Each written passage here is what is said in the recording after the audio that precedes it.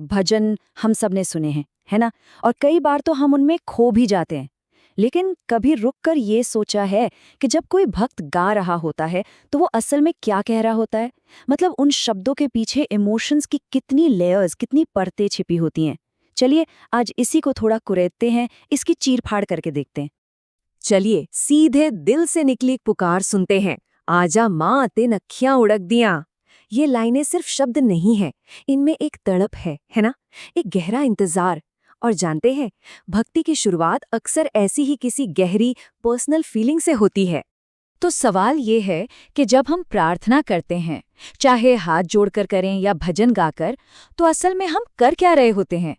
क्या हम सिर्फ कुछ मांग रहे होते हैं या बात इससे कहीं ज्यादा गहरी है? बस यहीं से हमारी आज की खोजबीन शुरू होती है।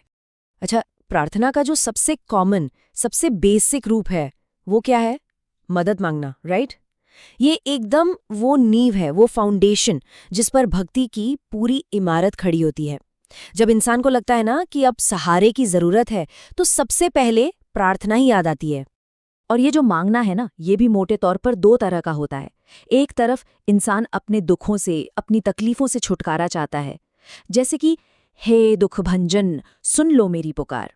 और दूसरी तरफ हैं अपनी दुनियावी इच्छाएं, अपनी मुरादें, पूरी कर दे मुरादें एक बार मेरी माँ।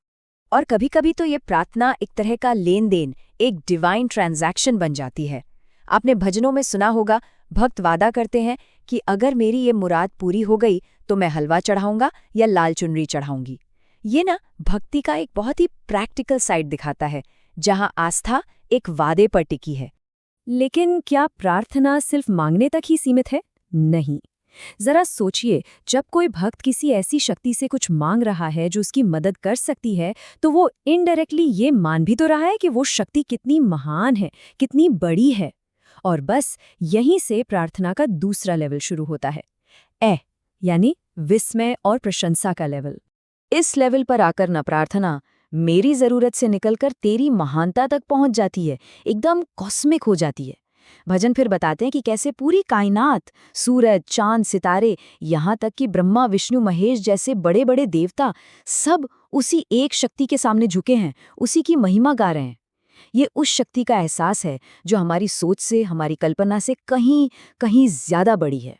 और ये एक लाइन, धरती गगन में होती है तेरी जय जयकार, ये इस पूरी फीलिंग को समेट लेती है। अब ये किसी एक इंसान की आवाज नहीं रही, ये पूरे ब्रह्मांड की गूंज बन गई है। ठीक है, शक्ति तो बहुत विशाल है, कॉस्मिक है, पर एक आम इंसान इतनी बड़ी शक्ति से कनेक्ट कैसे करे, रिश्ता कैसे बनाए? इसका जवाब भी भजन ही देते हैं। वो इस विशाल शक्ति को एक बहुत ही पर्सनल, एक इंसानी रिश्ते में बांध देते हैं। और देखिए, रिश्ता बनाने का तरीका कितना खूबसूरत है। भक्त ऐसे रोल चुनता है जिन्हें वो पहले से जानता और समझता है। कभी वो एक छोटा बच्चा बन जाता है जो अपनी माँ को पुकार रहा है, तुझे कब से पुकारे तेरा लाल। तो कभी एक वफादार सेवक जो बस अपने मालिक के चरणों में थोड़ी सी जगह चाहता है, अपने चरणों का दास बना ले। और जब रिश्ता इतना पर्सनल, इतना गहरा हो जाता है ना, तो उसे जताने के तरीके भी बड़े क्रिएटिव और अनोखे हो जाते हैं। मतलब श्रद्धा कभी-कभी ऐसे रास्ते निकाल लेती है कि हम सोच भी नहीं सकते। जरा इस पर नजर डालिए, ये क्या है? ये एक मल्टीप्लिकेशन टेबल है, गणित का एक सीधा साधा पहाड़ा, और उसे भक्ति का भजन बना दिया गया है। 2 एकम 2, 2 दूनी 4, प्रेम से बोलो मैया जी की जय जयकार। कमाल है, हर लाइन में गिनती भी है और भक्ति भी। ये दिखाता है कि विश्वास कितना वर्सेटाइल, कितना क्रिएटिव हो सकता है, किसी भी चीज को प्रार्थना में ढाला जा सकता है। तो हमने इतने सारे रूप देखे प्रार्थना के, इन सबको जो एक धागा जोड़ता है ना, वो है भक्ति। भक्ति सिर्फ मांगना या सिर्फ तारीफ करना नहीं है, नहीं, ये तो एक पूरा का पूरा रास्ता है, एक पाथ है। और इसकी मंजिल क्या है?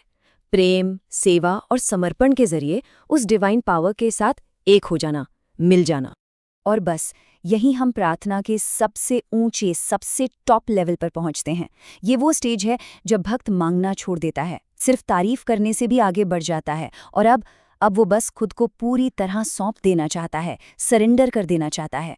ये वो पॉइंट है जहां मैं और तू का फर्क मिटने लगता है। सोचिए इस लेवल पर आकर भक्त की सबसे बड़ी इच्छा कुछ पाना नहीं है, बल्कि खुद को खो देना है। उसकी आरजू है कि तेरी सेवा में खो के सारा जीवन गुजारूं। वो चाहता है कि वो हमेशा तुझ में मगन रहे, उसी में डूबा रहे। और ये जो भक्ति की ज्योत है ना, वो चाहता है कि ये उसके तन मन में हमेशा हमेशा जलती रहे। तो हमने जो पूरा सफर तय किया उससे एक बात तो साफ है, प्रार्थना कोई एक चीज नहीं है, ये एक पूरा स्पेक्ट्रम है, एक रेंज है। इसकी शुरुआत होती है मदद के लिए एक सीधी साधी पुकार से, फिर ये आगे बढ़ती है विस्मय और प्रशंसा की तरफ, फिर एक गहरा पर्सनल रिश्ता बनता है, और आखिर में ये सफर पहुंचता है टोटल सरेंडर और उस शक्ति के साथ एक हो जाने की गहरी इच्छा पर। और ये पूरी बातचीत हमें एक आखिरी और शायद सबसे बड़े सवाल पर लाकर छोड़ देती है। अगर प्रार्थना का ये सफर मांगने से शुरू होकर बनने तक का है, तो क्या भक्ति कभी खत्म होती है? क्या इसका कोई अंत है, या ये अपने आप में ही एक मंजिल है, एक कभी ना खत्म होने वाली यात्रा?